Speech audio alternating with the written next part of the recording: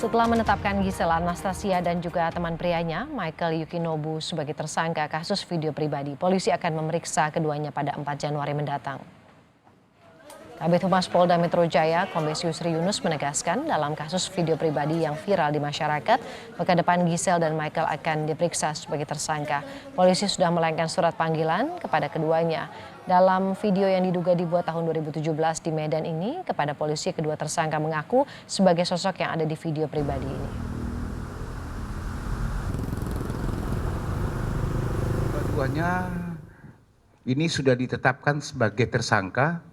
Rencana tindak lanjut kita adalah akan memanggil kedua-duanya sebagai tersangka. Nanti kita akan rencanakan tanggal 4 hari Senin, 4 Januari tahun 2021 pukul 10 pagi untuk menghadirkan saudari GA dan MYD untuk dilakukan pemeriksaan sebagai tersangka di Polda Metro Jaya. Sementara itu, Polda Sumatera Utara menyatakan kesiapannya membantu proses olah tempat kejadian perkara terkait kasus video pribadi yang menyeret artis Gisel Anastasia dan Michael Yukinobu sebagai tersangka. Seperti diketahui berdasarkan keterangan Gisel dalam pemeriksaan kepada penyidik, video direkam di sebuah hotel di Medan pada tahun 2017.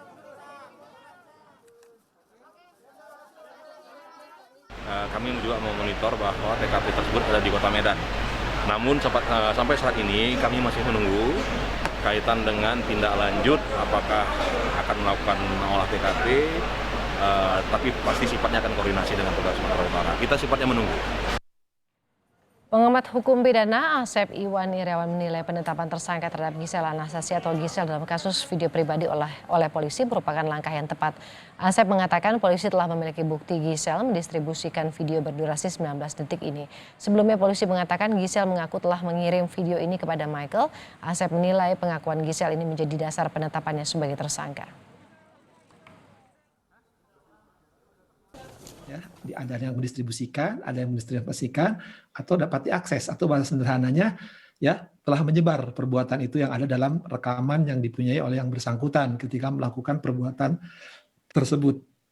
Jadi saya kira ya tepat polisi telah menetapkan tersangka karena dia diduga melakukan perbuatan itu dan itu melanggar undang-undang pornografi. Faktanya berdasarkan keterangan polisi dia kirimkan ke pelaku lakinya itu. Berarti udah terjadi transmisi, terjadi distribusi dan dapat diakses. Lagian apalagi kejadian 2017 itu kan perbuatan pidana.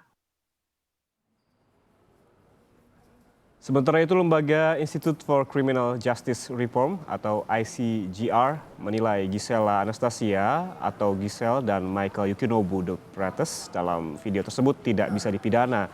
Peneliti ICGR Maidina Rahmawati menilai Gisel merupakan korban dan seharusnya tidak bisa ditetapkan sebagai tersangka. Menurut Maidina, seharusnya polisi fokus menyelidiki penyebar pertama video pribadi ini ke media sosial. Peneliti Maidina Rahmawati menyebutkan demikian.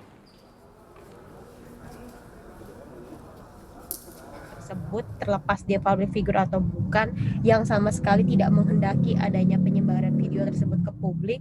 Ketika video itu tersebar, maka dia hakikatnya adalah seorang korban, bahwa orang-orang tersebut adalah korban yang harusnya dilindungi. Dia tidak menghendaki sama sekali konten pribadinya tersebar di dunia maya. Maka ketika itu tersebar di dunia maya dan dia tidak menghendaki, maka dia harusnya diposisikan sebagai korban, bukan sebagai pelaku. Kan adalah dalam hal ini fokus aparat penegak hukum adalah tetap pada pencari pelaku siapa yang pertama kali menyebarkan video ini. Kenapa? Karena ketika ini terjadi maka yang terlanggar adalah hak-hak dari GA dan